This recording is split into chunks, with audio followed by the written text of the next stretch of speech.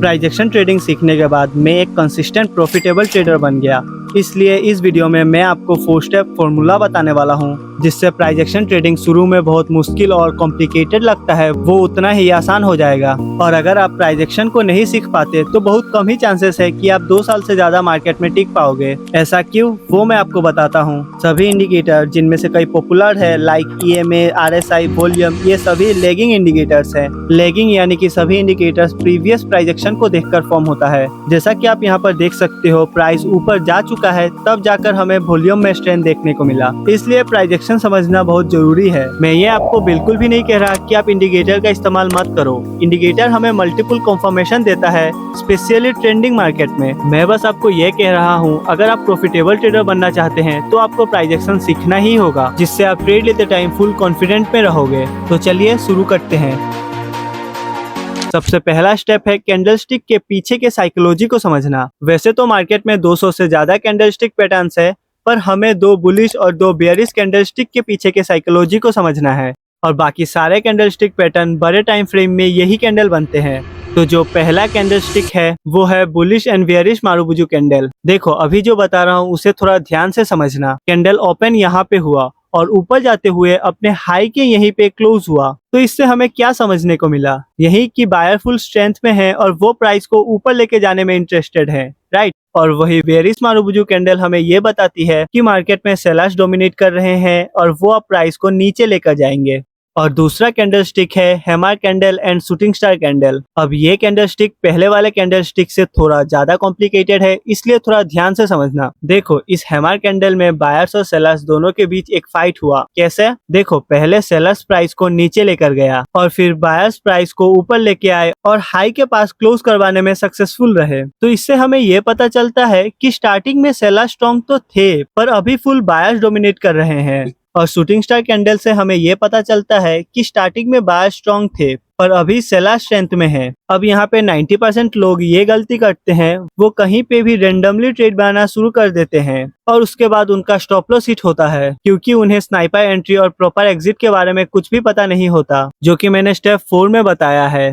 दूसरा पॉइंट है market trend और स्ट्रक्चर आइडेंटिफाई करना। फॉर एग्जांपल, अगर हम निफ्टी 50 के चार्ट को देखें तो यहाँ पे लगातार price higher high and higher low बना रहा है। इसका मतलब मार्केट डाउन ट्रेंड में है। और जब मार्केट डाउन ट्रेंड में हो तो हमें हमेशा सेलिंग अपॉर्चुनिटी ढूंढना चाहिए, क्योंकि हमेशा ट्रेंड के साथ ट्रेड करना सबसे सेफ और प्रॉफिटेबल तरीका होता है। तो अब यहाँ पर हम एक सपोर्ट लाइन ड्रॉ करेंगे, क्योंकि यहाँ से प्राइस मल्टीपल टाइम रिजेक्शन लिया है, जिससे ये एक वैलिड सपोर्ट एरिया भी बनता है। और इस समय प्राइस इस सपोर्ट लेवल को तोड़ दिया है और वापस से ऊपर आकर इस सपोर्ट लेवल का रिटेस्ट कर रहा है। तो यहाँ पर आता है step 3, wait for perfect setup. इस टाइम हम देख सकते हैं प्राइस इस सपोर्ट लेवल का रिटेस्ट कर रहा है, लेकिन अभी हम यहाँ पर एंट्री नहीं ले सकते, क्योंकि अभी हमें ये नहीं पता कि प्राइस यहाँ से ऊपर जाएगा या फिर नीचे। अब यहाँ पे प्राइस 2 चीजें कर सकता है, या तो प्राइस रिटेस्ट के बाद अपने ट्रेंड को कंटिन्यू करते हुए नीचे चला जाए, या फिर रिवर्स होकर इस सपोर्ट को ब्रेक करते हुए ऊपर निकल जाए। पर यहाँ पे चांस ज्यादा है कि प्राइस रिटेस्ट के बाद नीचे जाए, क्योंकि मार्केट अभी स्ट्रॉन्ग डाउन ट्रेंड में है। पर इसका मतलब ये नहीं कि हम यहीं पे सेलिंग करना शुरू कर दे। हमें प्रॉपर सेटअप बनने का इंतजार करना है। सेटअप से मेरा मतलब ये है कि हमें यहाँ एक स्ट्रॉन्ग बेयरिश कैंडल बनने का इंतजार करना है, जिससे हमें ये पता चल सके कि अब मार्केट में सेलर स्ट्रॉन्ग है, और तब जाकर हम एंट्री ले सकते हैं। तो अभी हम इंतजार करेंगे एक स्ट्रॉन्ग रेड कैंडल बनने का, और थोड़ी देर बाद आप देख सकते हो हमें एक बड़ी बेयरिश एंगल्फिंग रेड कैंडल देखने को मिला, जो हमें एकदम क्लियर सिग्नल दे रहा है कि सेलर्स अब स्ट्रेंथ में है और प्राइस नीचे जाएगा। पर यहीं पे 90% लोग सेटअप बनने का इंतजार नहीं करते और वो रेंडमली कहीं पे पोजीशन बनाना शुरू कर देते हैं। पर आपको बिल्कुल भी ऐसा नहीं करना है। आपको प्रॉपर सपोर्ट या फिर रेजिस्टेंस के पास कैंडल फॉर्म होने का इंतजार करना है, वरना आपका भी बाकियों की तरह बार बार स्टॉप लॉस हिट होगा। तो जैसा कि यहाँ पे हमें रेजिस्टेंस के पास एक स्ट्रॉन्ग बेयरिश कैंडल देखने को मिल रहा है, तो यहाँ पे आता है step 4, enter the trade without any fear. तो यहाँ पर हम सेलिंग करेंगे और अपना स्टॉप लॉस इस रेजिस्टेंस के ऊपर रखेंगे, क्योंकि अगर मार्केट एक बार फिर से रिटेस्ट करने आता है तो बेफिजूल में हमारा स्टॉप लॉस ना हिट हो जाए। और अगर मार्केट हमारा स्टॉप लॉस हिट करता है तो इसका मतलब मार्केट अपने ट्रेंड को चेंज कर दिया है, और इस स्टॉप लॉस के कारण हमारा लॉस लिमिटेड रहेगा